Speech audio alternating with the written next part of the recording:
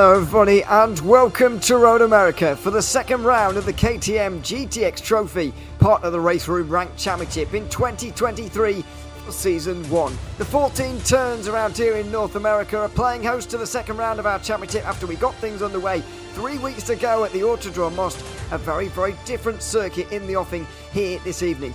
Far more long straights, far more isolated turns, far more big braking zones. But how is that going to affect the racing over the course of the day? My name's Ewan Leary. I'm alongside Dara Thacker once more for this round, and it's great to be back once again, Dara. Second round of this championship that saw Luciano Vipper take the first round at the Autodrome Most. We're coming to a very different challenge this time, though. We are, definitely, and as you mentioned, the long straights and the heavy zones may give us a little bit more racing, a little bit more side-by-side action than we saw last week in Autodrome Most. Qualifying was important over in the Czech Republic, and it's less so here because you can make those moves. And with the first shortened race setting the grid for the main race, I think the drivers are going to be keen to get those moves done soon, and I think we're in for a very exciting evening ahead. We certainly are. This is a look at the schedule, by the way, as to where we're going to be for the remainder of the season. And this is what we've got coming up tonight. We're currently in qualification.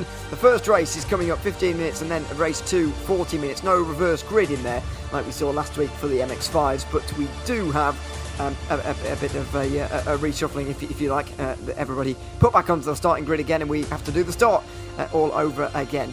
By the way, the points work out so that there are slightly less available for race 1, slightly more for race 2, but those points are ranked, and you get given a round score basically from each of the four, and that gives you your points. So Luciano Vipper is currently on top of the standings. He accumulated the most points out of anybody throughout the first round, but that doesn't mean he gets all the points he accumulated on the day, if you see what I mean. He's got 50 to his name, and he's currently topping the championship standings, so it's been a good start to the season for him. Let's have a little look at the circuit that we're playing with here this evening, because it is a fantastic one. Road America, our only trip this season in towards North America, only trip outside of Europe, in fact. Here it's 14 turns around here, 6.5 kilometres, and a lot more long straights around here, Dara. We were speaking about the long corners, the flowing nature of Autodrome Most. This is very different. Each corner is sort of isolated. You don't have to do one to set up for the next. You just take it one corner at a time, and there's plenty more slipstreaming opportunities, plenty more deep braking zones as well for you to possibly make some overtakes. Yeah, definitely, and we have these kind of iconic corners, of course, the carousel, the long right-hander that just goes on forever, but it's so fun to drive, and if you get a good exit out of there, you can try and get the run down towards turn 12 at Canada Corner. So there's lots of overtaking opportunities here. I mean, we always see a good race whenever any series come here in real life, and so I think the KTM GTX Trophy is going to provide a cracking evening, especially after what we saw last week at Most. And let's take a quick look as well at the car that we are using. Just over 500 horsepower, just over 1,000 kilograms, and it looks absolutely fantastic in RaceRoom. Doesn't really apply to any other category in motorsport, to be honest. It's certainly not. It's not quite a GT3 car. I think it would get ripped apart slightly by those slightly higher class machines, but they're certainly faster than GT4s. And possibly even Porsche Cup cars as well, to be honest. They're sort of in that middle ground, but in a one-make series, they provide fantastic racing, and it means that the times are going to stay very close as well. I can tell you that in qualifying, currently we've got 11 drivers within 1 second of one another. That just shows you what close racing you can have in them, and close qualifying, which you've got at the moment. Still 6 minutes remaining. It's Enzo Filippo who's currently at the top of the standings, ahead of Marvin Mackenberg, Luciano Vipper and Sven Mackenberg, but they are all separated by a small margin, especially when you consider this lap is more than 2 minutes long. It is, exactly. I was going to mention this is a much longer lap than Autodrome Most was last week, but yet the times are still very close. I mean, also, if we look at who did well last week in the championship, I believe 4 of the top 5 in this qualifying session are the top 4 in the championship, so they are also maintaining their form. But yes, lots of drivers who will hope to move forward. And Nesh they move up to third as well. He drove incredibly well during the race last week out. I think moving from right at the back of the field to 7th or so. So he's one to look out for, but there are lots of drivers who are going to be hoping to put in a good result in round 2 to get their championship going. 8th was the round score that Nesh got from the opener.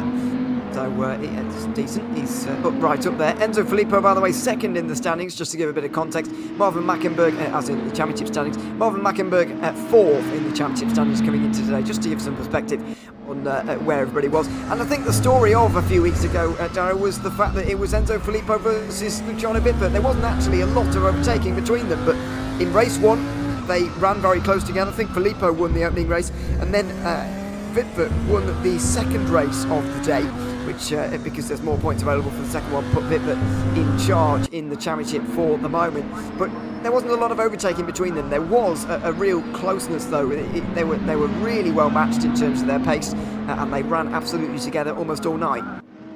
Yeah, they did. I mean, I remember we had a couple of close battles, but the front two were one of them, and I think there was only a couple of attempts made by Enzo Filippo on the back of Luciano Vitvert to take the lead after Vitvert took it into turn one after a good start. But I think Road America, we may see a little different story here, because of course it's much easier to try and make that move. You can try and make a little move to the inside, try it around the outside at some places, and it's going to be a much more interesting prospect for some of these drivers to have to make the moves and have to defend much harder than they maybe had to last time out at Most. This is a look on board with Luciano Vitvert. Tricky braking zone downhill here in towards turn 8, and then into the carousel, which is a very difficult corner indeed. Trying to keep it as tight as possible through the first part. You might let it just out a little bit through the middle here, but not too far.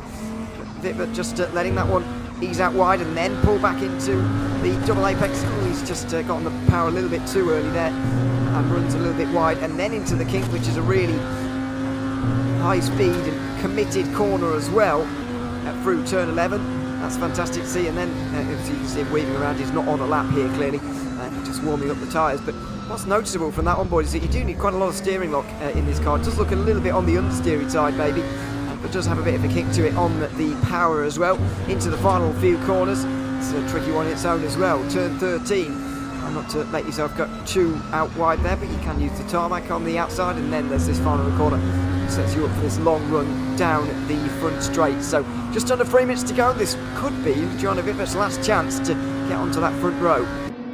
Yeah, and it looked like he was soaring at the wheel a little bit through those final few corners. I don't know if that was because he was trying to set up the lap time, or whether it's a little bit difficult on the power through some of the corners. But yes, I think this is going to be his final timed run, and there are a few drivers setting some green sectors, and they are improving, so I think we may see a few drivers pull in a good lap just at the end. And I think Enzo Filippo, who's currently on provisional pole, may have a couple of challenges to his name over the next couple of minutes. Absolutely. Maris Abdi is improving out there at the moment. By the way, we've got Melzig with a couple of faster sectors as well. It's Anton Melzig from 14th position in the current standings. I don't think he was part of our, and he wasn't part of our broadcast last time out, but he is 24th in the standings. Does have decimal places to his name, which shows you that he's been in a server that's not server 1 at some point. He jumps up to 12th place with that lap time there. Marius Sabje is still improving here, but that looked a little bit wayward into the penultimate corner. Now the final turn, very tricky as it bends round to the right just as you brake there. Get on the brakes into the final corner. You can get yourself onto the grass and spinning around very easily. Abdi has lost a bit of time though to Enzo Filippo, and I don't think it's going to be much quicker, if it is at all. And he will remain in 6th position. Christian Orban also with a green first sector at least. He's going to need a bit of an improvement here to maybe get onto the front 3 rows as we just enter last minute of qualifying, just over 1 minute to go. Do have only 1 minute to go, and there aren't too many odd laps. I see Kovalevsky down currently in 13th place. He's set 2 green sectors so far, and Luca D'Amico looks like he's improving, but he may not be able to get to the line in time. We'll have to see about that. Orban, though, he's going to come around this final corner, of course. Turn 14, it's a long right hand, and you've got to really get a good exit, and he has not. That is over the grass, and that'll be his qualifying over. We'll just have to wait for a couple more drivers. I think Kovalevsky is the last hope for anyone to beat Enzo Filippo. Is he going to come to the line? Where does the Polish driver go? He doesn't improve. He stays P13, and that will pretty much be that, I think. Should be. We've got a couple more lap times maybe, but likely to be anything of note. It's going to be Enzo Filippo who is going to take the pole position here ahead of Marvin Mackenberg, then Mihai Nejin and Luciano Wittwer on the front 2 rows. Sven Mackenberg and Marit Sabdir will be on row 3 ahead of Frank van Roon, who's 7th. Good improvement from him ahead of Christian Orban. And it's Steve Van Tits and Sprat inside the top 10. Then 11th for Luca D'Amico, Anton Melzig alongside with Jacek Kovalevsky in 13th ahead of Anthony Cheval also. Jan-Niklas Erbic will be in the 15th place ahead of Peter Daniel, then Balzas Polgar. Yevgeny Lazarenko will be in 18th ahead of Radoslav Piatkovsky, and Sebastian Gunther inside the top 20. Then it's Felix Bjorn and Max Zickert. In the 23rd place will be Bertrand Moine and ahead of Thomas Ruferbuch. Yaro Olegjar will be in 25th ahead of Christoph Noj, who was improving late on there, but unfortunately didn't really step up the times anymore. Evgeny Sonchik will be alongside Jesper Ontis in row 14. Artem Makarov will be alongside Igor Ignatiev in the 30th place. Then it is the final few drivers outside the top 30 in a 34 car grid that we have here today for the second round of the season. The opening race coming up very soon, 15 minutes on its way in a sprint race. And what was noticeable from the first round, Darren, was the fact that the driver that qualified second won both races. We'll see if that was just a thing that happened at Autodrome Most or whether that bizarre trend somewhat continues.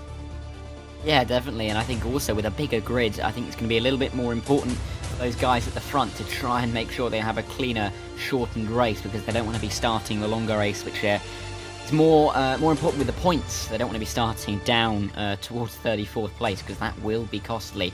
The likes of Enzo Filippo and Marvin Mackenberg will hope to get off the line well, and we'll have to see if Marvin Mackenberg can get the run towards turn 1. Yeah, we will have to see. We'll see. Cast of names at the front, slightly different, but also somewhat the same. Enzo Filippo on pole again. I believe he did get that pole position in the opening round of the season, by the way, at Most. I do know that it wasn't a very big gap between those leaders and the rest, of course. But what more would you expect? In terms of the main leaders of the championship, or at least the top 10 and who is available in this round at least, Timo Pippert seems to be the only driver inside the top 10 in the standings who is not here today. Any absence for a round is going to make sure that you're not really involved, unfortunately, in the title fight. It's not a very long season at all. Luciano Wittwer could take a huge step towards the title, even with a round victory here, even though we're only halfway through the season. However, there are still a couple of rounds to go. Let's have a look then. 15 minutes of racing on the clock here. Race 1 of the KTM GTX Trophy from Road America. And we are set to get underway and go racing. It's underway, and it's not a good start, I'm afraid, from Filippo from the front of the order. He's already lost the lead, I'm afraid, to Marvin Mackenberg, who's gotten on the outside of him, and he's already through almost immediately in towards turn 1. They'll go. Mihai Nejin gets into third place out of Marit Sabdir. Then it's Luciano Wittwer. They'll tumble in towards turn 1, and it looks like, for the most part, everybody's gotten through quite cleanly. The top 3 or so are quite single file, however, it's side by side further behind. Marit Sabdir is in third ahead of Luciano Wittwer, who's got through on Mihai Nejin, who must have gone wide in the first couple of corners because he's down to 5th. And they're going to go side by side down towards the Moraine Sweep in turn 5. They're nearly 3 wide back here. Lazarenko is part of that, but we look back up to the front, and that is Marit Sabdir defending the inside from Luciano Wittwer, who has gained a position from Nej there, who hasn't had the best of starts. But Enzo Filippo got lost on the line. Here he comes, actually, inside line for Luca Wittwer, and he's going to get through into third place. And he's already moving forward, the championship leader, knows he's got to get the moves done, and he's got them done early on, which is important for his race. Yeah, he's racing very, very well. While his qualifying may have left something to be desired, really, he is racing very, very well indeed. Third place for him at the moment. But there is a bit of a gap opening up already. Marvin Mackenberg with a wonderful start, flying start from the front. Enzo Filippo could not do anything to stop him from overtaking on that occasion. Through the kick they'll go for the first time. Wonderfully high commitment right-hander that leaves you absolutely no space to get things wrong. As you can see, it's a very narrow run through to Canada Corner as well. Marit Sabdir will look to the inside. He won't go for it into third place. Enzo Filippo begins to apply that pressure to Marvin Mackenberg as well for the lead. does, and I think it's going to be important for Filippo, knowing that Vitvo is close behind him. Of course, they started first and fifth, and now they are second and third, which won't be too pleasing to him. We go back here, Cheval Orso is going into the final corner on the inside with Melzig there, the German just behind him, 12th and 13th at the moment, Orban. And Tit just in front, not having the best of starts, down in 10th now. I believe he started in 7th, but we go back up to the front, and Enzo Filippo might be challenging down into turn 1. Yeah, let's see, side by side for the lead here. Mackenberg stays in front as Vippert and Zabdir go side by side. The Polish driver not able to hang it right round there. Filippo's got a good run out of turn 1 though, and he'll dive it down the inside at turn 3. Tricky braking zone downhill, but he has got it done. And now Vippert will probably have a go at Mackenberg as well. Filippo with a really good run out of turn 3 despite the tight line on the way in. He's done very well to just extend the margin over those behind.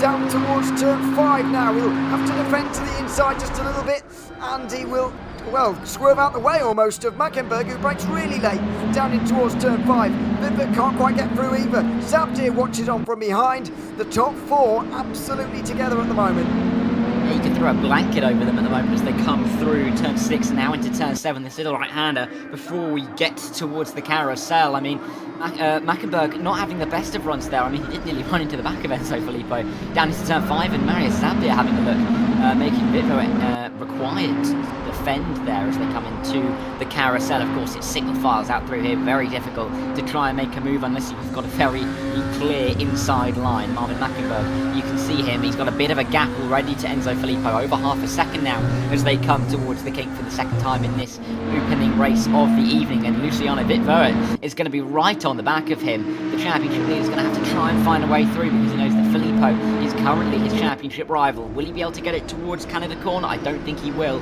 and he'll have to try and go again with another point. Marius Zabdir is also in the mirrors, but it's gone very wide, Mackenberg, and that has cost him second place because through goes Vitvo, and he goes up into the first 2 positions. He'll be on the front row as it stands for the second race, and Marius Zabdir might have to come at Mackenberg now.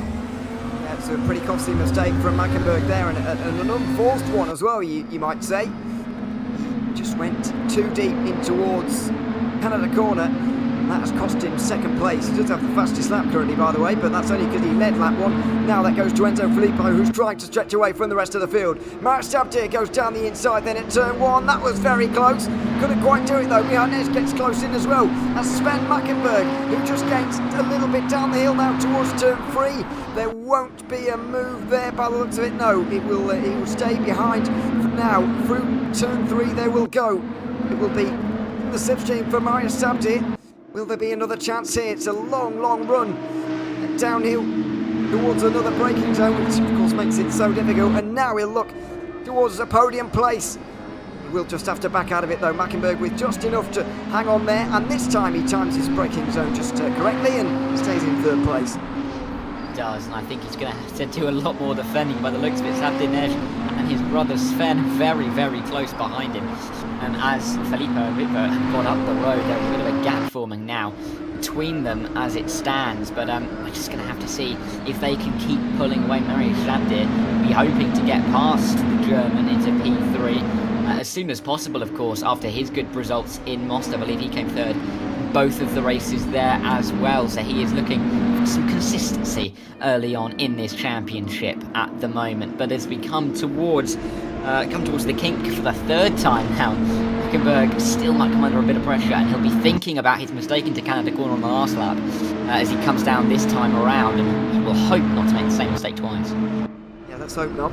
In towards Canada corner they go now, and yes, that's absolutely fine. Ned's very close to the back of Zabdir at the moment, or at least was on the way in. Maybe just compromised his exit to get a little bit later on the brakes then, with the penultimate turn. And now the final corner that needs such a good run, of course, but I think they've just got the run here. Line not quite right. Need a bit of a later apex maybe to the run on the driver in front of you. Good start, by the way, from Ricardo Spratt for the 7th position at the moment. The only British driver in the field here tonight. Started on the fringes of the top 10, but is now up to 7th place, defending from Luca D'Amico, who was in the walls last week, or 3 weeks ago, if you remember. He was involved in an early incident in race 1 and spent the rest of his night basically trying to come back from that. Now heading down the inside almost at turn 3. He can't make it through, but he'll be pleased to be racing up inside the top 10 for the first time consistently this season.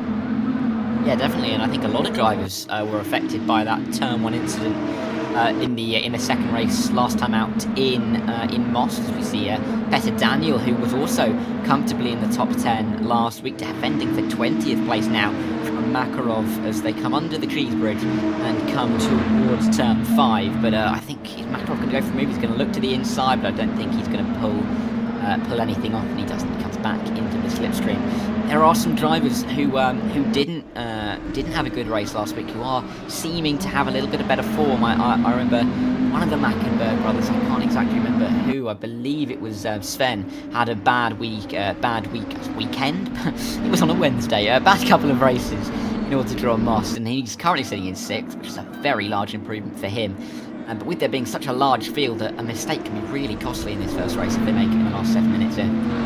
Sven was only 17th after the round at Most and doing a lot better on this occasion. Enzo Filippo coming under a lot of pressure here from Luciano Viva, and even the difference between them in qualifying, it's not unreasonable to be surprised about this. But it's been racing really well so far, though. We saw this at Most last time out. We're seeing it again now at Road America, into the final corner with 4 laps to go when they get to the line. There's plenty of time for the championship leader to do it again and get the lead again. This is exactly the same situation as we saw at Most. Filippo leading, Viva behind. They were running 1-2, but there were more opportunities to overtake around here at Road America. You can see the slipstream now coming into effect. He'll look to the inside. That will be close. He won't get through on that occasion, though. He will have to brake late, I guess, but not late enough. Turn 1, not quite a big enough braking zone on that occasion. Marvin Mackenberg will be hoping that these two start fighting quite hard, because he may be able to regain some of that time he's lost in the last couple of laps. But you can see that Vitvo is not going to give this one up easily. He wants all the points he can possibly get. He won't mind that Filippo had a bad start, because he doesn't want to risk the fact that he may not have as bad again. He's going to come to the inside at turn 5. Is he got enough of the car alongside? He has, and they're going to go right side by side, all 4 wheels alongside of each other. Is he going to pull slightly ahead as they come up the little rise before they come to turn 6, the left-hander, and Luciano Vitvoet has taken the lead here on lap 5 or lap 6 now of this opening race of the evening. He started 5th on the grid, but he's already worked his way up to 1st, and the championship leader is hoping to extend that championship lead here this evening. Well, this is going to continue, because at the moment it's looking very, very good for him. We've had an incident, by the way, between Moine and Ignatiev, by the way, or by the looks of things anyway, in towards turn 5 and 6 kind of region. Both found themselves way off the road there. But Marvin Mackenberg is certainly closing in now to the 2 leaders. We go back to see Luca D'Amico now finally in front of Ricardo Spratt, and from Van Ruin is also in front. He lost a couple of places actually off of the start. He's regaining those now. He just flips a couple of wheels onto the grasses. Now we go back to the leaders. The top 6 are almost absolutely together, a bit already forced to defend. Filippo so close into the final few turns. Really is, and Filippo is also not going to give this one up. These two are going to fight it out incredibly hard, and I mean, you've got to remember, we've got a 40-minute race coming up after the end of this one, and they're going to keep going at it hammer and tong, quite frankly, for all of that race, we hope, as well, because they rise the hill to start yet another lap. Filippo's going to have that slipstream that he had, that Vitvo had on the last lap, which rolls reversed here, and Enzo Filippo may be able to just about have enough to make a move down into turn 1. The inside is very heavily defended by Vitvoet, and he will take the lead, or keep the lead I should say, into turn 1. But again, we see Filippo try into turn 5 like Vitvoet did on the last lap. Mackenberg as well, very close now to the top 2, as you can see. I think that's the top 6, are all very, very, very close together. And if there's a little bit of an error from any one of them, they could lose a few positions here.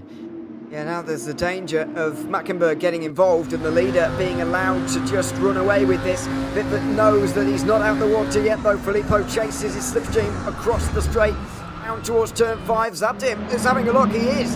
Thought he was going to, when Marvin Mackenberg gave him the room. Marius Zabdir up to 3rd place, so what can he do here? It's always an awkward place to be, though. If you do challenge the driver in 2nd place, you know that you're giving away any chances of a race win here, but with only a couple of laps remaining, maybe a few laps, might be worth just going for it anyway.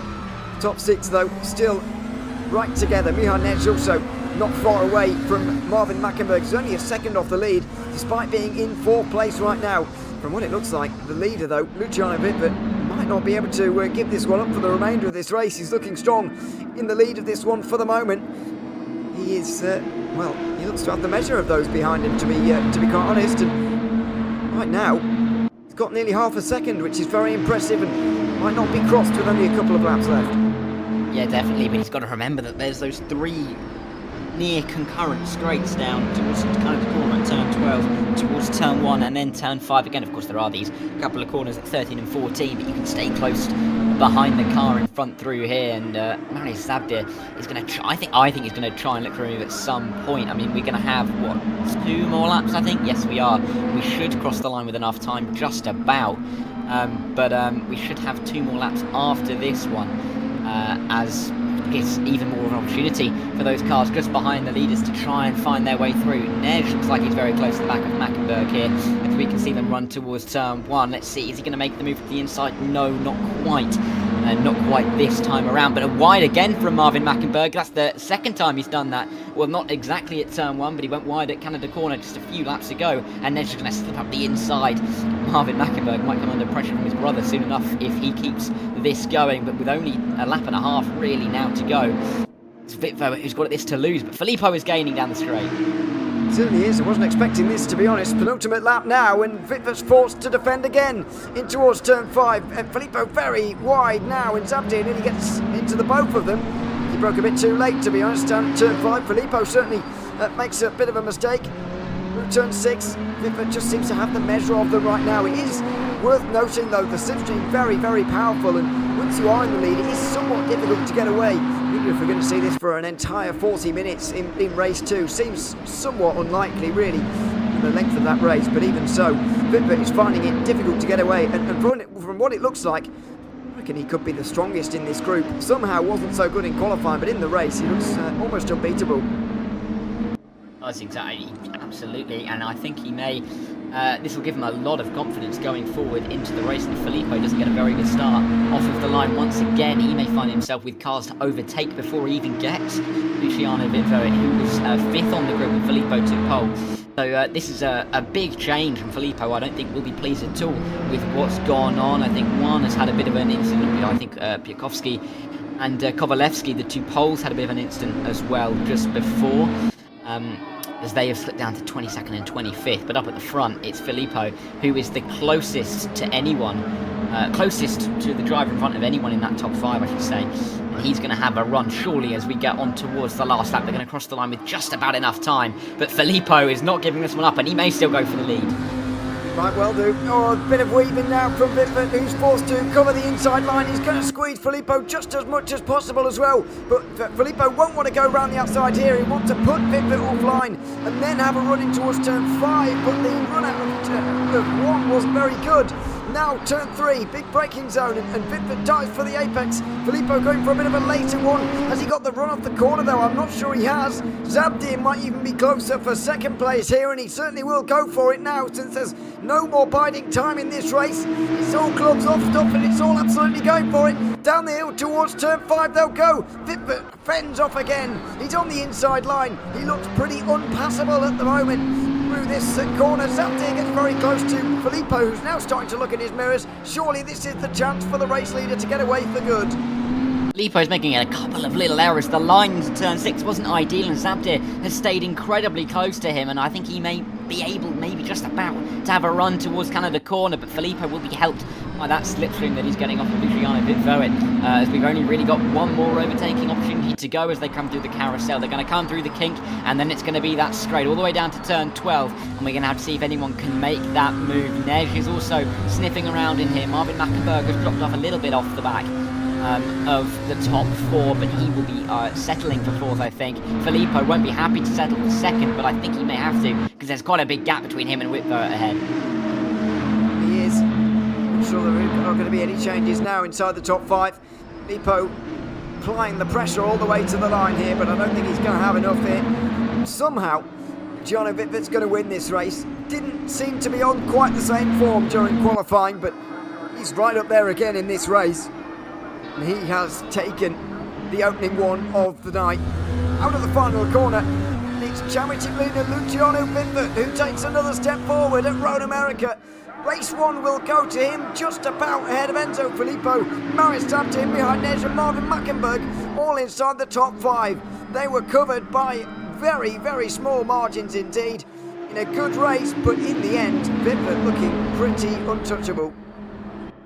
Yeah, he does, and I think that's going to set the tone for the 40-minute race we have upcoming. A few drivers coming across the line very close together. I think Spratt and Orban were nearly side-by-side for 8th and 9th, as they came across the line themselves. But, you know, lots of fights through the field.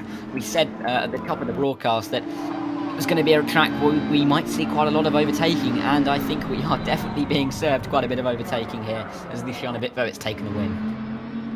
He has. He wins by 0.3 of a second ahead of Enzo Filippo, Maris Tabdi, Mihanes and Marvin Mackenberg as well. Sven Mackenberg just behind him with Frank Van Roon, Ricardo Spratt, Christian Orban and Luca D'Amico rounding out the top 10. Just on the outside was Istvan Titz ahead of Antti Cheval also. Jan-Niklas Urbich finished ahead of Anton Melzig with Bartosz Pogar rounding out the top 15. Then it was Yevgeny Lazarenko ahead of Felix Bjorn, Peter Daniel, Yara Olja and Yevgeny Sonchik rounding out the top 20. Thomas Roverbuk just beat Radoslav Piatkowski to 21st as well, ahead of Jacek Kowalewski. Timo Lino 24th ahead of Jesper Ontis and Sebastian Gunther. Then Artem Makarov, then Ho Siget and Ignatiev rounding out the top 30. Moine, Rob, Crutchville and Noj rounding out the 34 drivers on the field here this evening. That's for race 1 anyway. Now race 2 coming up. No reverse grid here, of course, but 40 minutes coming up. And what do you do about Luciano Biffert out front? It's difficult to know how you beat him, really, because he just looks so strong, just quick in all the right places. And no one could overtake him. No one could do anything. I don't think he has been overtaken in any of the races we've had so far this season, come to think of it. I think he stayed in second in the first race at Mast, and then he overtook into turn 1 and then held the lead. And I think he just picked his way through in this race. I don't actually think he's lost a position once so far this season, which is not a good record if you're Enzo Filippo trying to overtake him in this 40-minute race too. But he's going to have to give it a go. Mario Zabdir as well, consistently in third. He's going to be pleased with that. But with the drivers behind them, with Mackenberg brothers just in behind as well as Než, I think it's going to be an interesting fight for this win, maybe even the podium, as we saw a very, very, very close top 5 in that race. We certainly did. Hope you're enjoying the evening's racing. It's the KTM GTX Trophy, second round here at the at Road America. Mihai Než has stepped into our YouTube chat in between the races to tell us it's tough. I bet it is, but he's up there running well at the moment. 4th place in that opening round. He may well improve from his 8th place round score from Most, which is what he managed to do at the opening round of the season. Warm-up about to be complete then, and we're looking forward to a 40-minute race. I do wonder what they can do about Biffert here, as we've mentioned. I wonder whether it is just going to be about those front 5 again, because it was a great battle between them in the first race. Let's see if it's going to be almost exactly the same in the second. Exactly, and I think Biffert will be having his thoughts on the title already. I mean, of course, it's a short 5-round season, and I think he'll be excited to try and defend all that he can in this race, because, of course, it's a 4-round season, I should say. Apologies, 4-round season, so it's an even shorter one than I had even thought. And he will have to defend very well indeed. But, I mean, if he can take the win here, then he's got every chance of keeping that championship lead as we come through the final 2 rounds. Absolutely. So, yeah, just a few seconds remaining then until second race. I mentioned more than double as long as the first one here this evening. How is that going to affect the course of the day? A very tricky circuit that does leave very little room for error. I was mentioning this about the kink and turn 11 earlier on, but that applies for a lot of this circuit where you don't want to be running wide anywhere. Certainly you'll find yourself in a lot of trouble very, very quickly indeed. And the fact that it's not reverse grid as well just I think make things a little bit more interesting. It resumes those battles almost from what we saw in the opening race. Let's take a look then. Race 2 here at Road America in the KTM GTX Trophy of the RaceRoom Ranked Championship in 2023. We're underway. It's a great start in the midfield there from Christoph Orban, who's absolutely flying up the middle now. Mario Sabtir will try and cover him off, but he just can't. And Orban's going to be into 4th place already by the looks of things, as Enzo Filippo has taken over from Luciano Vittler. Once again, the pole sitter from these races just cannot hold on to that lead for very long at all. Filippo takes it ahead of Vittler, Nej and Mario Sabtir, and then we've got Orban in 5th place. There's a car off in the background. I think that's Sonchik in the wall on the run down through turn 2. Now they're side by side further behind us. Sven Mackenberg is probably behind 6th place. Both the Mackenberg brothers have had an absolutely awful start, down into 7th and 8th already with Orban and Spratt coming through. Vitford is going to try the outside line down into turn 5 around Enzo Filippo, who sorted out his start issues very, very quickly. And yes, 3rd race in a row, the pole sitter has not led into turn 1, but Vitford is going to come to the inside at turn 6. He's pulled off this move already before. Can he do it again? He's going to have the outside line at turn 7 because he's not quite got the move made. And Nej is going to be right behind looking for it. But I think Vitford has got through, and he has. And he takes the lead back again at the start of this race. And there comes Nej. He's broken very, very, very late, but he should get past Filippo. He doesn't, and he's going to get overtaken by Sabdir as well because they come into the carousel for the first time. Very, very, well, too late on the break to Michal Nej there. He saw the opportunity for 2nd place. He tried to grab it, but unfortunately he grabbed it too hard and it fell through his fingers like sand, I'm afraid. On board with Orban at the moment as he tries to gain that position as well through the kink here.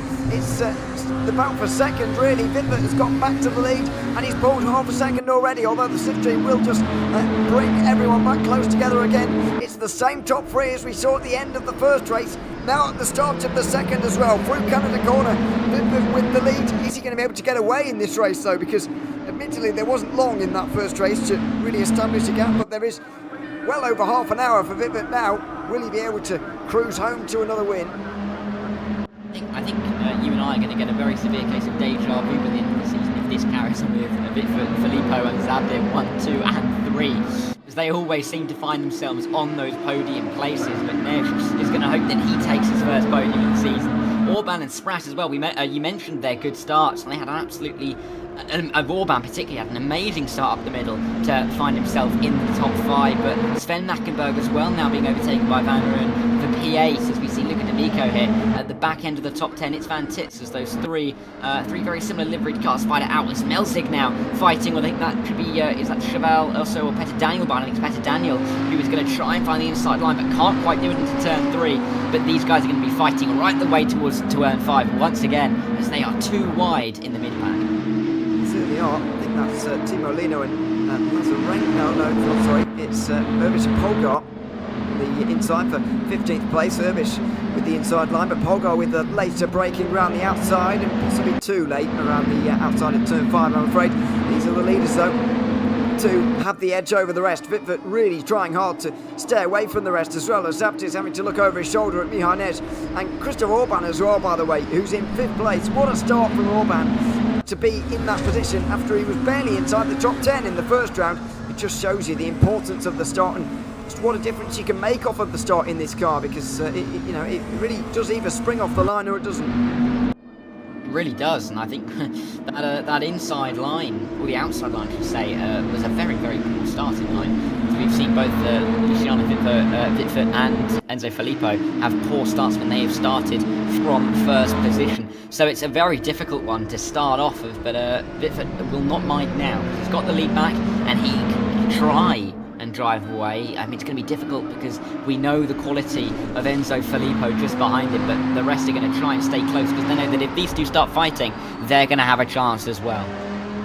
They certainly are. That's a little bit wide from Vittler at the final corner, although Filippo still doesn't seem to really have that run that he needs into the front straight.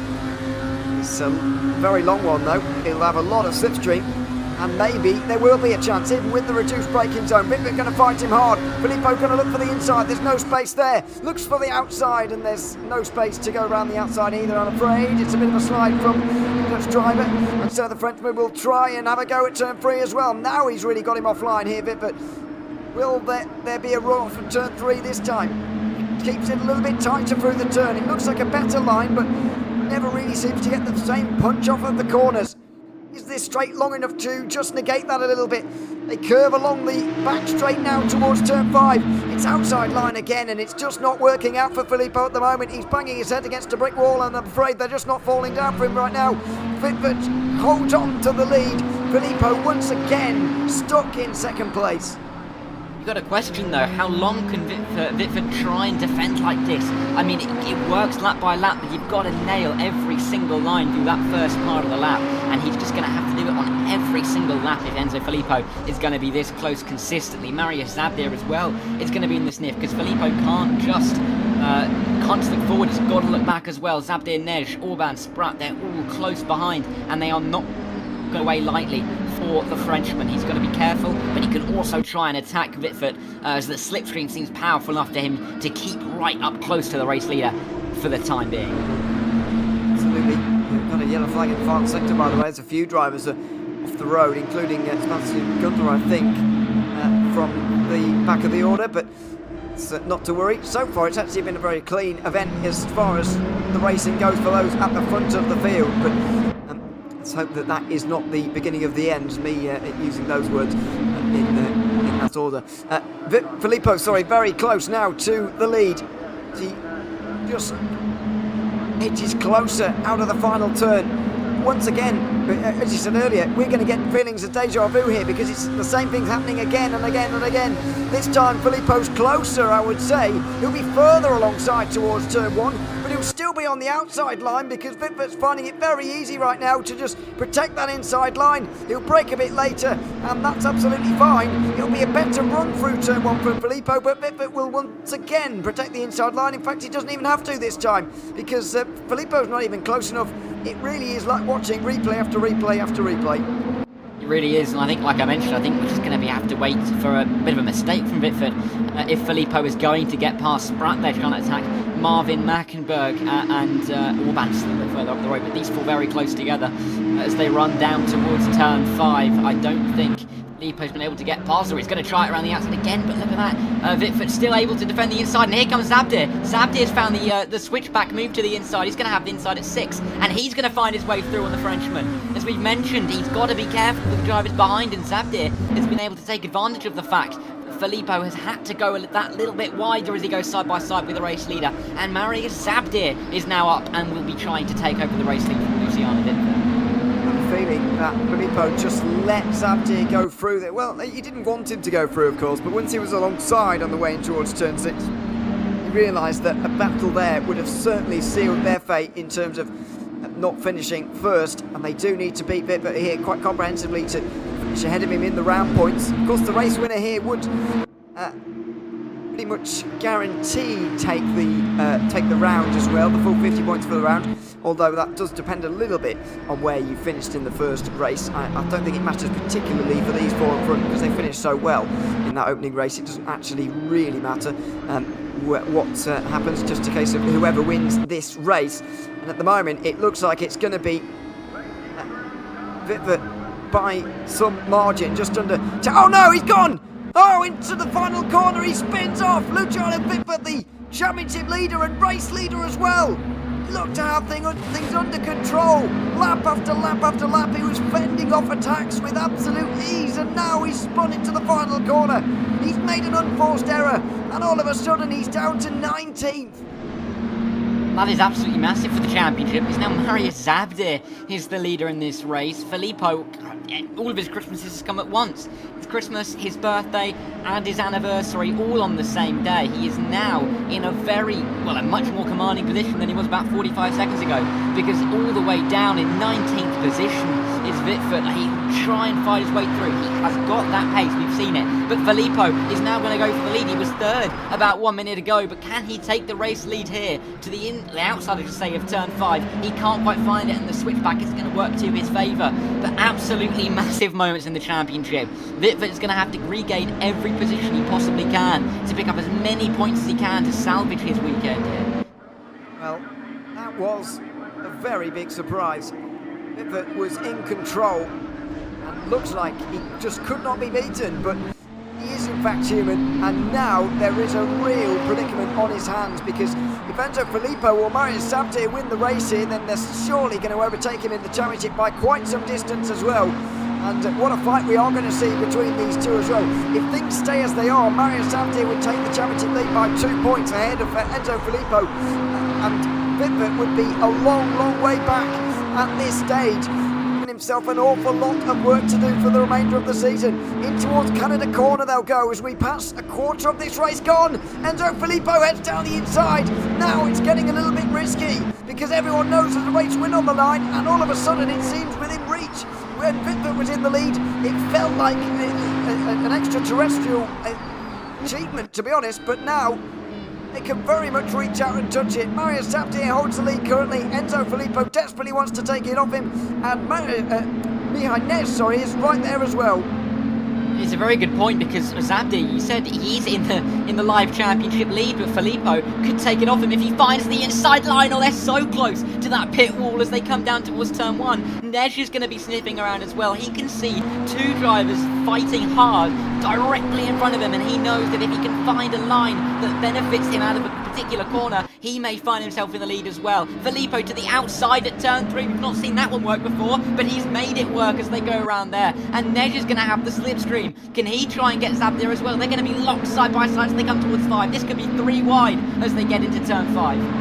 Well, does Nes want to force three wide or not? He'll look to the inside, he'll look on the grass almost. Filippo holds the inside at the moment. Zabdir will brake late, but not late enough. He'll just go for the switchback instead. He'll head to the inside at turn six by the looks of it, and they'll be absolutely locked together here. It's outside for Filippo, who's got his nose in front, and he'll hold it round there as well. An off-camber, uphill corner, very difficult to do, but Enzo Filippo has taken the lead and held it as well. Now Mihanes has his chance, but he won't go for it here. He looks to the inside, makes sure Zabdir is looking in his mirrors a little bit, but doesn't go for it. He'll continue to watch behind. Enzo Filippo takes the lead, and that was a really nice move. It's so difficult to do around the outside in turn six like that. Yeah, and it's a fantastic way to take the lead and take the provisional championship lead as well. I mean, we were mentioning how it may become a two-horse battle between Filippo and Vidford, but with that one mistake, it put Zabdir right into the conversation as well, because of course he was picking up loads of points from this race thanks to his consistency. At the moment, I thought he might have tried for the inside line at turn 12, but not to be, and he's gone a little bit wide. Is that going to allow Nej up the inside? It might do into turn 13. They're going to go side by side. They are, and the Romanian driver is going to have the outside line. Can he stick it all the way around there? He can. What a move there from Nej. He's going to have the inside at 14. Zabdir might try it around the outside, but thinks better of it and gets back into the slipstream, but that's going to give Filippo a bit of an advantage. Vitford already back up into 17th place. We've still got 27 minutes for him to find as many positions as he can, and Zabdir and Nej fighting has allowed Filippo to get away. Certainly has. And this was the worry that they had with Vitford earlier on, but now they've got it with Filippo, although it doesn't seem that they really mind. Zabdir was following Nej absolutely all the way along the straight there, and I wonder whether he wanted to just push Nej along and see if he could get him close to the leader. Yeah, I think there was a bit of bump drafting going on there just to try and push him up into the slipstream. So, not entirely sure why, but that's the only explanation I can muster at the moment. Orban, Mackenberg and Spratt, by the way, also have joined in. Have they, or is it just Orban and Mackenberg? I think it is. Spratt a little bit further away, defending from front round room for 6th place at the moment, although not particularly urgently. Running on his own for now. Top 5 are still pretty much locked together, though. We approach a quarter of an hour. I think we'll be stopping in a short while. If this was race 1, we're going to continue on for another at least 20 minutes yet, and it's been very good racing. Now Enzo Filippo, though, has got a golden chance to win this race, though, surely. Yeah, and he really has a golden chance to take the championship lead as well. Vitford up into 16th now. You can see there are a lot of drivers very close in front of him with such a long way to go. We're looking at another, 13 laps at least here for him to try and pick his way through. And even if he can only get one every couple of laps, we're looking at him being back inside the top 10 and picking up quite a few points, and he won't be too far off championship lead, of course. After winning that sprint race, he'll get a few points there to help him out over the 2 race average. But Nej, he's gained a little bit down the straight towards Canada Corner at turn 12, but not enough as Orban. Oh, is that Marvin Mackenberg going very, very, very deep? He's gone deep. Went in race 1, and he's going to lose out to Spratt there, who's up into P6 once again. I think Marvin Mackenberg took the position off Spratt near the start of the race because Spratt had that fantastic start. Spratt now back in front of Mackenberg, and he's going to try and get towards Orban, but he's had a very, very good second race here, has Spratt, and he's been very consistent in this his first round of the championship. Well, that is a bit of a shame for Marvin Mackenberg, I'm afraid. Back to 6th place. But it's another mistake, I'm afraid, that has led to it. He was 4th in the round at Most, and now drops further down. Sven Mackenberg and Istvan Tits, by the way, going side by side through turn 1 right now. Looks like Tits with the inside line has held on to that 8th place for the time being. Javal also and Luca D'Amico both joining in as well. Javal also with a very good run out of turn 3. We'll see if there are going to be any moves here. Spratt was not really under any pressure over the last few laps, but now with Marvin Mackenberg right behind, there all of a sudden will be towards turn 5. Not late enough on the brakes from Mackenberg, but the other Mackenberg was, by the looks of it, somehow managed to get the inside. I don't know why Istvan Tits didn't really protect that line that has been so successful so far in this race. Yeah, Mackenberg won't mind. He's up into P8 now, and he is going to continue on in this race. Luciano Wittfurt again up into P50 now. He's gaining more positions with every lap that passes. Marvin Mackenberg is so close to the back of Chevrolet also, and Istvan Tits are going to go fighting in towards turn number 8 before we get to the carousel. Of course, it's single file through here, and you're an incredibly brave person to try and stick it around the outside at the carousel. But Chevalier also is up into the top 9 now. He's having a good evening. As well as Peter Daniel, who I remember was somewhere down towards 20th in that first race. But after we've all regrouped and restart as well, he's found enough time to put himself up into P12 as well. But he's got Polgar not too far behind him either. And very soon, at this rate, Luciano Wittfurt will be very much on the back of these two, as he is trying to now get past Lazarenko for 14th. Are all very important positions. As I mentioned earlier on, these points are done based on the round, so he needs to accumulate as many as he can for the round. He's already accumulated 20 for the win. Now at the moment he's only getting for P15 another 20, so he's only on 40 at the minute, and that's going to put him a long way back in the standings, possibly around the 10th place mark, but needs to gain everything he can. This will be for one more point, and the next 6 positions indeed will just be for 1 point each. But he needs to get them all. Lazarenko will be next on the list, and he will get through there by the looks of things. That was quite quick into 14th place for Wittfurt, and luckily for him, I guess, as well, he made his mistake in the first quarter of the race, giving himself plenty of time to make up those places again. Yeah, exactly. I mean, if he made it midway through the race, he may find himself in a little bit more of a sticky situation, albeit he may have pulled a bit more of a gap on all of the drivers behind him. So a bit of a trade-off there for him. But yeah, 14th place at the moment. He's recovering relatively well. And I think he will definitely have his hopes set on the top 10 in this race, as there's only about 5 seconds to gain there, and I think he will back himself to be able to get those 5 seconds that he needs. But meanwhile, Nej and Zabdir still fighting. Nej ahead of Zabdir. Nej, of course, I mean, we remember from 3 weeks ago, he had that fantastic drive in the second race, which saw him go from right at the back of the field all the way through to, I think he finished 7th or 8th, and there he picked up, I think 8th overall for the race overall. But I think it was a fantastic drive, and he's showing why he did so, because he's up in 2nd place once again. He's continuing that form. As Lino, I think, has had a bit of a moment somewhere, and he's going to fall down the order all the way down past 24th, probably a couple more positions down as well, if he can get back on track. As they come through Canada corner again, Zabdir not quite close enough. They've quietened down a little bit as Mackenberg gets past Spratt into turn 12. Another good pass there for 5th place as we look at the track map on the top right to see where everybody has ended up. Timo Lino has gone around at the carousel, by the way, so he's dropping now below the top 20, but regaining speed once more. Johannes will be looking over his shoulder here as we we do go over the halfway mark now, almost. This is the end of the 9th lap in the race, so you can suppose we might well have 19 or so throughout the race here, the second race of the evening. Spratt not giving up though. Marvin Mackenberg has recently gone into 5th place, but not giving up. Frank van Roon and Sven Mackenberg also here as well. It's a bit of a Mackenberg sandwich, if you like, with Mackenberg in 5th place. Mackenberg in 8th as well. Run down towards turn 5, they will go. Frank Van Roon will be looking over his shoulder most, you'd imagine, with Sven Mackenberg in the slipstream, although it looks like nobody's really close enough to do anything with anyone else.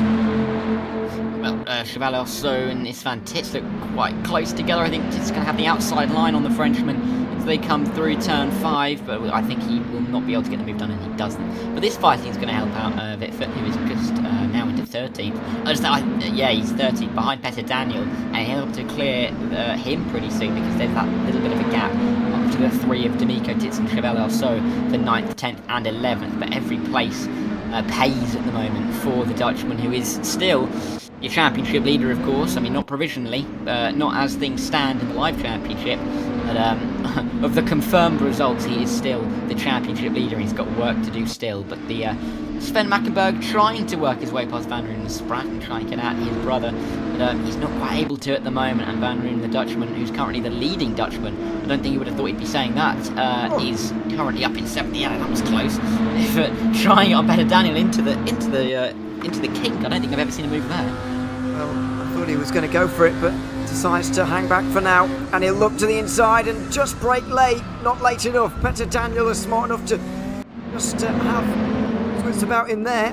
Was 7th at the round at Autodrome Most, by the way, on home turf. Maybe that hometown advantage was pushing him along a little bit more, because down in 12th at the moment and was outside the top 10 in the opening round as well. Out the final corner now for Luciano Vivi. It just seemed like a good run.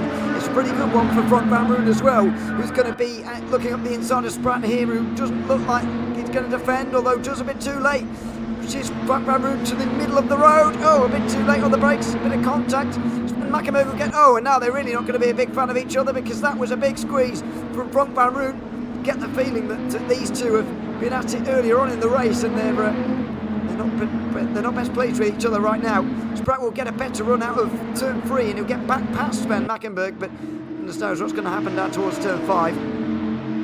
Yeah, I don't think they're going to be on each other's Christmas card lists at this rate, Spratt and Van Roon, but they are still 6th and 7th, and they are still ahead of Sven Mackenberg.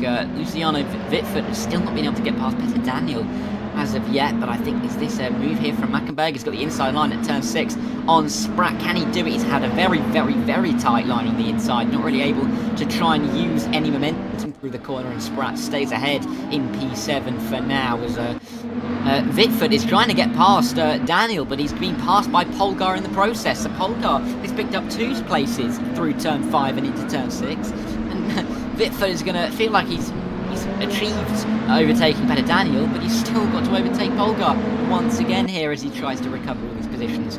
But yeah, I mean, this race is intriguing, isn't it? We've still got over 17 minutes to go, but you don't know where to look next and who's going to make the move. Bit loose, though, from Orban through the kink, and I think Marvin Mackenberg, that is going to have an excellent run, and he does. He's up into P4 once again. Orban slips back this time. Marvin Mackenberg, I mean, his championship hopes are still intact at the moment, of course. He had a good... might find himself 4th still. As we see, is this Luciano Vitford? He is on the inside of Polgar, and he's ahead up into P12 now. Being a bit aggressive with it now, but that's absolutely fine. Luciano Vitford makes his way up to 12th place. He knows that this is a matter of urgency now, with only just over a quarter of an hour remaining in this race. That move gives him 23 points from this particular race, but Lippo getting 50 from the win, so he's certainly not going to be. He's certainly going to be losing points to him. Now side by side between Mihanez and Mario Saptir. Contact between the two of them, and there was very nearly a big moment down the hill as well. It should be a better run from Saptir, although maybe not even on the run out there. Will be right in the slipstream. There will surely be some kind of an attempt down towards turn 5. He'll try and fool him, I think. Looking to the outside first of all, then will he swoop to the inside? No, not quite. Netsch covers him off though, stays in the middle of the road. Saptir will go for the over and under, will he? And have a look up the inside. It didn't work for him when he was on the inside of Enzo Filippo up here at turn 6. Maybe it's not as viable as I thought, but it is this time. Mihanez on the outside struggles to cope with that side by side through turn 7. There's contact. Goodness me, they both hang on to it. Mihanez stays in 2nd place in the end as well. That was a big moment between the two of them. Could easily have seen them both off the road. Yeah, definitely, and that would have been put paid to their title hopes as well, realistically. and Enzo Filippo will think it's Christmas next year as well. Because he is in complete control at the moment in this race. I mean, without a mistake, he has got this wrapped up with a cherry on top for the win here. But Zabdir and Nej are still going to be fighting out for second place. As we see this fighting all the way down the field. Ontis, the Swedish driver, having moments near the back of the field, as well as Gunther is back up into 26th as it stands. But Zabdir not able to make the move down into Canada corner for now. I mean, he's looking for it and he's trying hard, trying to find the line once again, but it's going to be difficult if Nej keeps defending like this. It's going to be very difficult indeed. That run out the final turn is certainly not going to do it for Mario Zabdir, I'm afraid. Close to, in terms of other close battles, I should say, Ricardo's perhaps still very close with Sven Mackenberg, and there's surely going to be a moment between these two. There's even going to be a photo finish. If this was the last lap, he would have been fairly comfortably Sprat, but he will just push the green and black and grey car to the inside here and run around the outside instead, having forced Mackenberg on a narrow line. It's not going to work. He'll go for the over and under again. He'll go back down the inside again. Don't think Sprat's quite got the pace of Mackenberg, but he's certainly keeping him behind for now.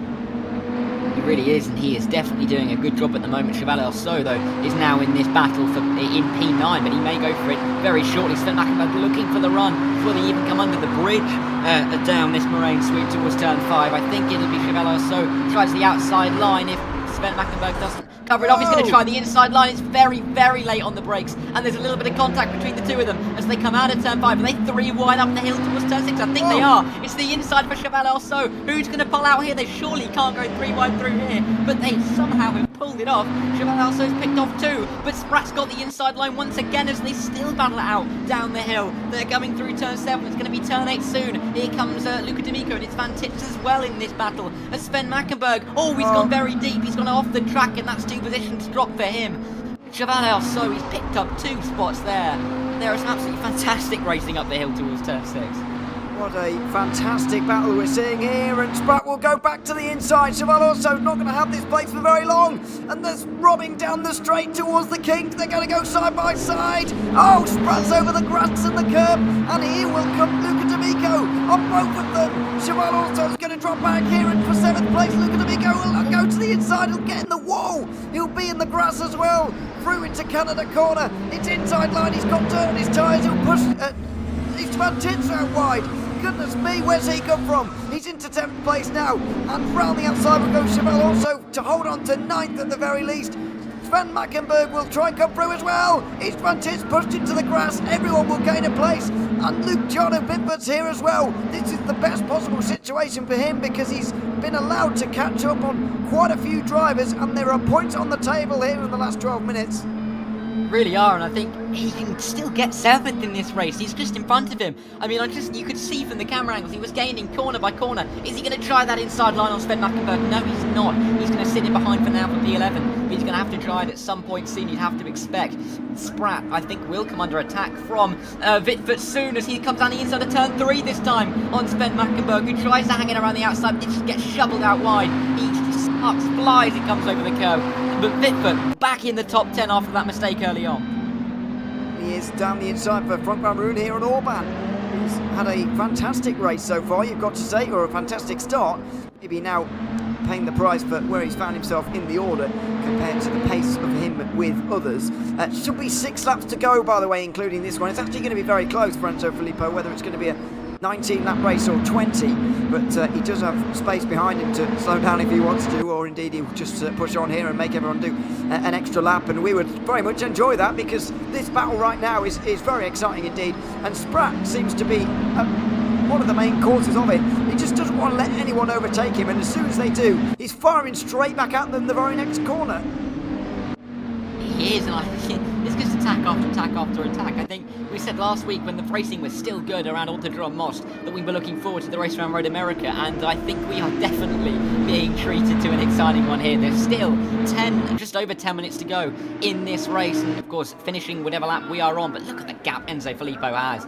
There is nobody in sight, or you could just about see Nej in the background coming through turn 13, but he has got a very healthy lead at the moment, and he just has to keep it on the track, keep it it nice and solid, and he should be able to win this race. I mean, Neige and Zapier have had their fair share of battling, but the real battling has gone on back here. We can see Cheval Alceau is now having to defend from Luca Vidford, but he's got D'Amico and Spratt just in front of him. I mean, these guys have fought hammer and tongue. I mean, down Kettle Bottoms towards Canada Corner was absolutely insane. I think that was a couple of drivers going towards the wall and Vidford just finding his way out the inside somehow. He's been allowed to be in the top 10 once again, and I don't think Filippo will be too pleased if he watches this back, if he sees how Vidford has been allowed to gain all these positions. Of course, his title rival, you'd have to say, at this stage of the championship. It's such tight racing. We've still got about 5 laps to go. Still have, and it's fantastic news for us. Been very much enjoying this so far. Doesn't show any signs of stopping for now. Looking back from Luca D'Amico, who's not close enough to Spratt for a move here, and also not close enough for a move on him either, but Luciano Vidford might be. The run down short, he's flashing his lights I think there as well. And the run downhill towards the turn. And not quite get through for the moment, but it's a good run from Cheval also. He hangs it down the inside of D'Amico, who didn't want to let him do that at all. And the Frenchman has to just catch a slide. Oh no, contact! And Luciano Vidford was definitely involved. Sven Mackenberg as well. Oh, piling into it goes Istvan Titsen. How are they going to avoid this? Petter Daniel gets into the top 10 and Kovalevsky spins in avoidance as well. Excuse me, Lazarenko it was, who's just spun in avoidance, and there's another crash. Anton Melzik goes around and towards the wall as well as Cheval also, and just made contact with him. What a mess into these last few corners for them, I'm afraid. In what was a fantastic battle, I'm afraid, has turned into quite a few incidents at the end. I don't know how Luciano Vidford has managed to find his way through there. He was definitely involved in that battle, and I don't know how he's come out of that completely unscathed, because I think, I don't know what to think. He's come out in P9 somehow, and he's still got Luca D'Amico. It's awful for Cheval Alceau, who's dropped positions, and a few other guys as well. Istvan Tits is down into P15. Sven Mackenberg all the way down in P21 after that. An absolutely horrific moment for him. Look at the drivers there. Erbrich is up into P12. Lazarenko up into P14 as well. And I don't know what to think. That was an absolutely crazy incident, but Vidford now has no one challenging him behind for P9. He looks safe there if he goes mistake-free from here, with Luca D'Amico and Spratt not too far in front of him to try and get P7 at the end of this race. Absolutely. Oh, what a race we're seeing now. Luciano Vidford on the recovery drive, looking for some more points right now. 7th place seems to be attainable, and that would still give him 30 from this particular race, as Cheval also tries to regain some of those places again. Urbish pushed out wide through turn 1, and that will be another position for the Frenchman there, so that's all nicely done from him. Here's Luciano Vidford looking for that 8th position ahead of Luca D'Amico, who's looking middle of the road. Now the right hand side, now the left hand side. Back to the middle again, back to the left, and back to the right hand side again. Vidford pushed out wide on the curb. He won't be pleased about that, but he might try and do it anyway. He's got, oh dear me, not enough space there, I'm afraid. And Luca D'Amico will now have to defend for his life, because there's still 4 laps to go, at least, maybe 5. And Luciano Vidford's not going to let this one go easily. Definitely not. I don't think. I think Spratt will be pleased to see D'Amico and Vidford fighting behind in 7th, 8th, and 9th. I mean, Petter Daniel is realistically nowhere to be seen in this battle for now. So these guys can fight out hard. It's that. Oh, I thought Vidford would go to the inside of the carousel, and you've got to be a very, very brave person to go down the inside there. But Luca D'Amico defending well for the moment. But you can just sense that Vidford has more pace at this stage of the race, and probably more than Spratt as well. As he comes through the kink once again. I think we may get just about, it's going to be tight whether we get 3 or 4 more laps after this one. I think we may get 4 just about. Well, it's going to be very tight when the clock hits 0, but we'll find that out in about 6 minutes time or so. But a little bit squirrely from Luca D'Amico out of the exit of turn 12 at Canada Corner. Oh, but Luciano Vidford knows he's got to get these positions to help his championship out. He certainly does. He can't afford to let these go at all. He knows he's going to be losing his championship lead here, but despite how many points is going to be the question. He's now in the slipstream, moving up the gears towards the start-finish line. Is this going to be 3 laps to go or 4? Even they won't know at this stage. Oh, there's a real squeeze going on now. Vidford just makes sure he knows he's there. by going into the side of him slightly through turn 1. Vinther's going to find it too long around there, and Luca D'Amico made absolutely sure he wasn't going to go around the outside. Now the inside though, and Luciano Vinther might well return the favour at turn 3. He'll brake very late and he'll go for the apex. He will have 8th place as well. A great overtaking from those two who were really not giving each other very much room at all, I'm afraid. There'll be more slipstream down here in towards turn 5, and there'll be more aggression from the both of them as well. Luciano Vinther will look like he's staying on the racing line, then go defensive right at the end, then fade back to the racing line. Luca D'Amico tries to go for the over and under. Has he managed to get to the inside? No, not quite. And Luciano Vinther should have 8th place. I think he does, and he's got it under control, and he does now. Luca D'Amico is going to have to settle for 9th place as it is, but absolutely fantastic fighting. Luca Vinther, after that early mistake, has really fought his way back through the field incredibly well, taking up at least 10 positions now as we see Frank van Rooyen trying to defend from Orban, as these two are near enough together on track to call it a bit of a battle for P5 at the moment. Marvin Mackenberg, it seems, has the fastest lap overall, I believe, looking at that, as he is trying to catch Nej and Sabir. He does indeed, at 2.5.5, as he's trying to catch the podium positions, and he is catching Nej and Sabir for 2nd and 3rd as they still continue their battle.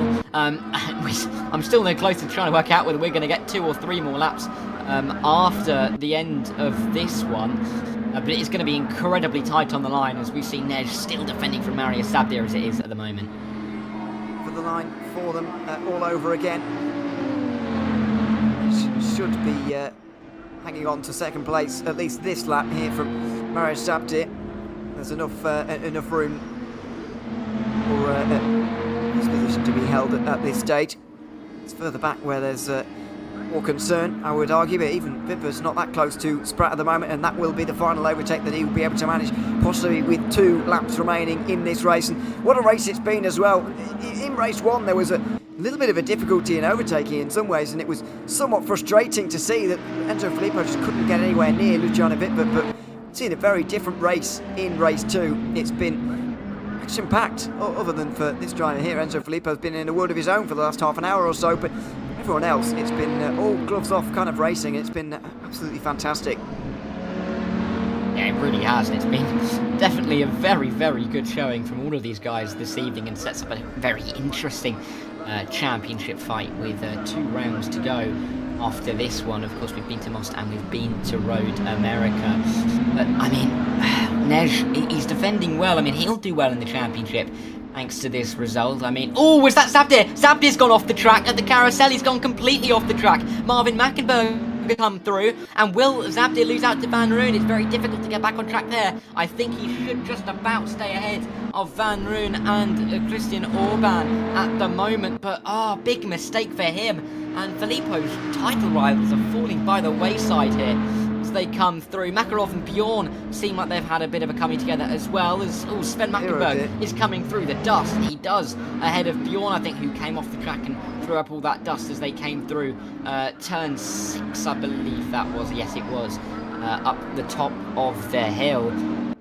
Side by side as well, Lino and Gunter as well, fighting for 25th and 26th. There is fighting all the way down the field, and there has been all evening long, and this has really been a fantastic race. Well, what a fantastic race we have seen so far. Well, to say so far, it's nearly over. Last 2 minutes of the race. We're unsure as to whether we're on the final lap now or not. Enzo Filippo has such a big gap, he won't really care whether there's 1 or 2 to go. He'll be enjoying the moment. He'll be enjoying his championship lead when he gets it as well. He will have at least 6 points over Luciano Vinther. We'll obviously have to do the calculations on who has finished where and the round points or whatever, and we'll bring those to you at the next round at Brno. But this has been quite dramatic, and it hasn't just stopped yet. Luciano Vinther ahead of Spratt now, who really doesn't like to roll over in these battles. We've seen that time and time again, and he'll want to hang on to 7th place as well.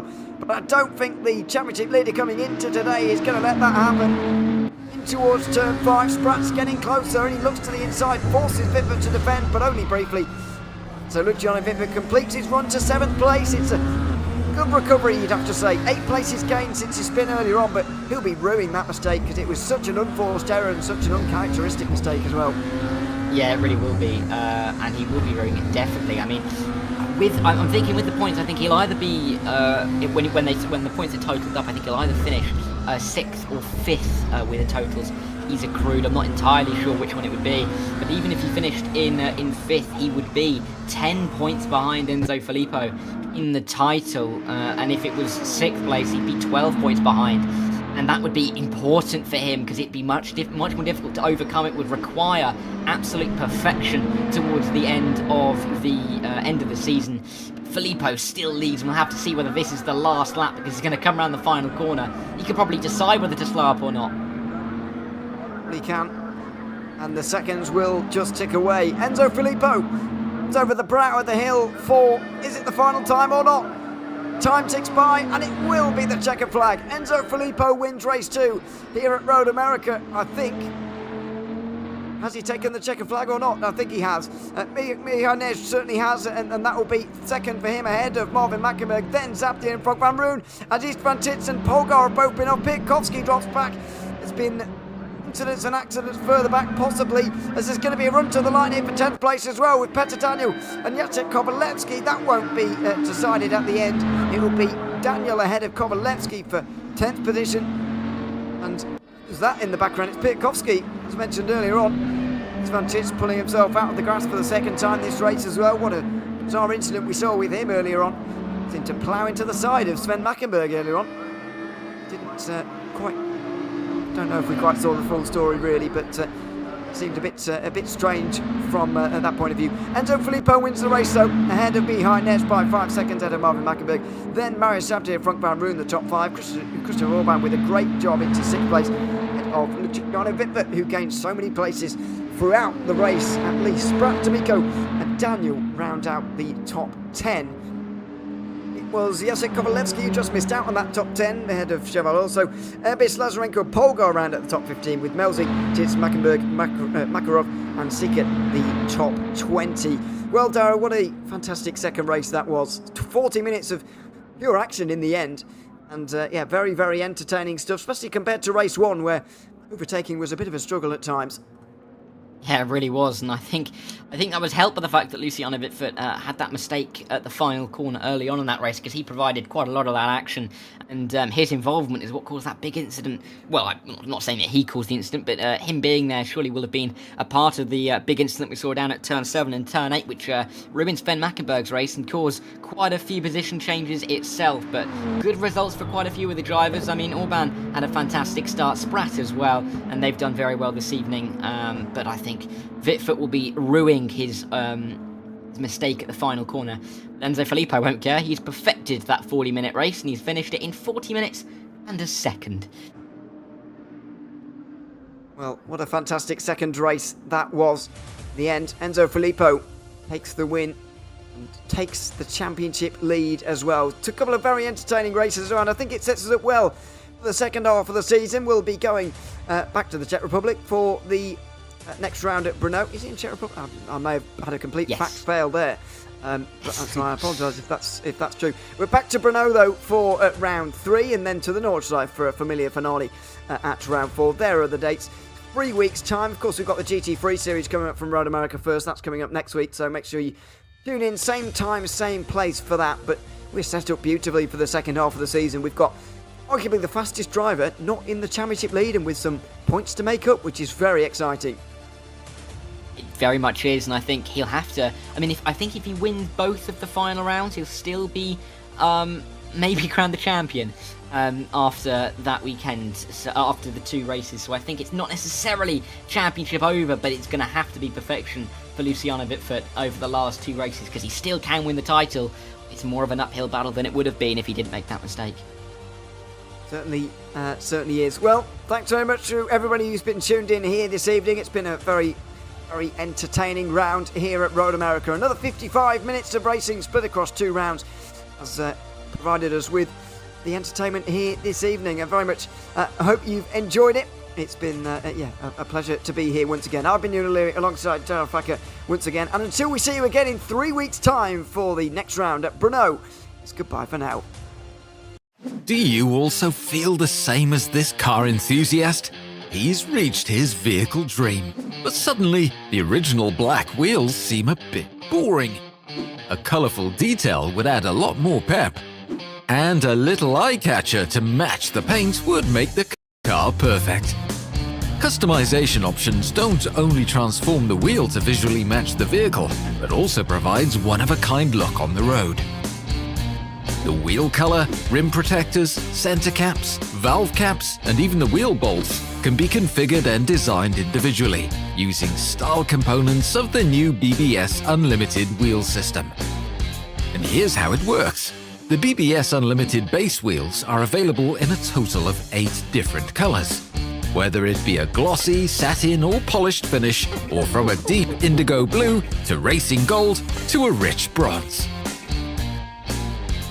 Rim protectors are a colorful detail to visually enhance the wheel, while preventing damage from curb contact. In addition, the rim protectors can easily and quickly be replaced and renewed at any time. In total, 6 different designs are available. The center cap completes the wheel. So how cool would it be if it could also be customized? BBS Unlimited Style makes this possible. It's available in 56mm and 70.6mm diameters and can be applied in a variety of ways with the BBS logo. The center cap is available in 2D or 3D embossing, as well as in several color variations. And with the 3D rotation cover, the BBS logo remains visible to everyone, even when the car is in high gear. The valve caps complement the wheel in 6 different colors. This gives the individual wheel an even more coherent look. You can even choose the wheel bolt in the last step to match the wheel. Available in black, silver, and even titanium. With the help of the BBS Unlimited style components, you're able to create a work of art out of a conventional wheel, according to your own wishes and ideas. Just take a look at our configurator, and after a few clicks you can already start designing the perfect wheel for your vehicle. Do you have any questions about customization? Then contact the wheel expert now.